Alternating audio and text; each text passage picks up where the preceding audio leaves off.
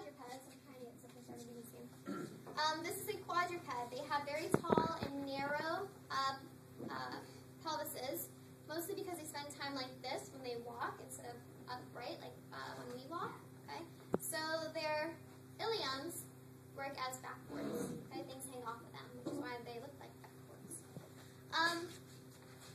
When you articulate a femur of a quadruped with the pelvis, they tend to come straight down.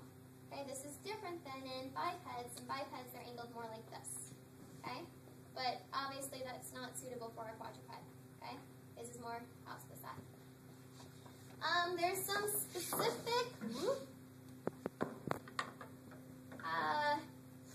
post-skeletal remains that we have here. These are gibbons, hands and foot.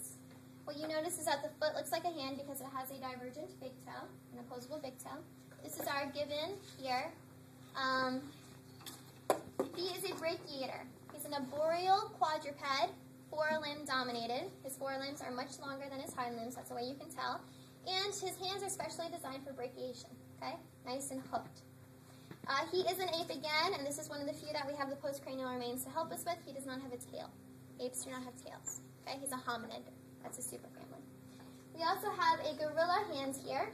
Gorillas are terrestrial quadrupeds, and you can see the bone buildup on its knuckles from knuckle walking. Okay, terrestrial quadruped. He too has a divergent big toe. Okay, indicative of a quadruped. And you know this is a quadruped, or excuse me, a foot, because it's got that calcaneus that I made you guys learn. Okay. All right, save that.